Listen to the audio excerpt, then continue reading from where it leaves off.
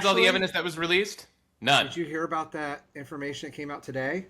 Which The one? senators were talking about. The senators were saying that they got access to the DOJ information, the actual some of the files from the DOJ that the DOJ hadn't redacted, and what they had found was the FBI had redacted it before they gave it to the DOJ, and they're theorizing that the originals that are unredacted may have been destroyed, and that Trump's name may be permanently have redacted from some of these documents. So, like, ignorance I is bliss 100% when it believe comes to some that of in it. a world, if Trump told Kash Patel that I need you to get rid of anything that's incriminating in those documents, that Kash Patel would have no doubt done it for sure. Well, it's common knowledge, and if you go, anybody can go look it up. There's been multiple insiders that have sourced that there was, what was it, thousands of hours across nearly the whole FBI going through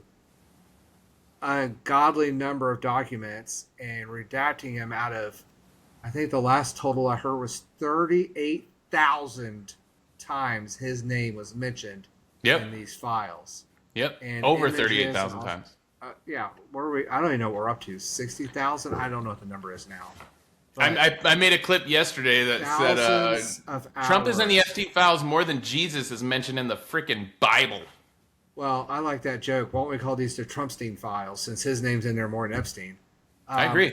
But the point is, the information's coming out that the FBI redacted Trump's name, which we already knew before giving it to the DOJ. The DOJ didn't have to do almost any heavy lifting.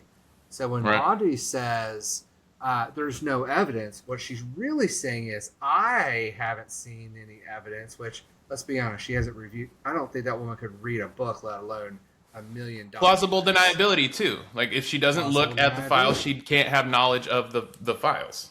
These do not, and that's why people are saying like they don't exist. It's like, well, how do you know? Well, I haven't read them. Well, okay, now that makes a lot more sense. So Yep. this is the logical fallacy that they're using to try to make it sound like they're saying truth when what they're really doing is they're lying by omission.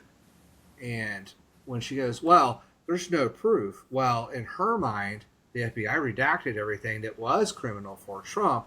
Therefore, there's no information that she has for the DOJ to pursue.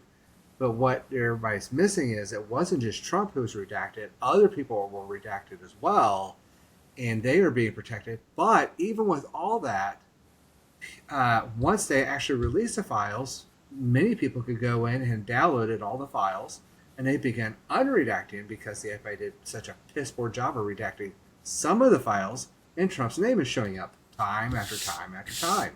So the evidence is around. It's just a matter of who saved what. Will it ever come to light? Did the FBI actually destroy the originals that were unredacted? We will never know until this administration is out the door. Yeah. But when she says, like, there's no evidence, either she's straight up lying, which I believe so because I have read documents from the Department of Justice's website that somebody found, put a link to, told us exactly where to go, and there it was, Donald Trump's name doing some really bad shit. Illegal shit. So, Yeah. no information. It's just either she's lying or she's ignorant or both. But regardless, the cover-up is sloppy because the scale of it is so tremendous. Anyway, but this is more of this classic look over here, don't look over here stuff.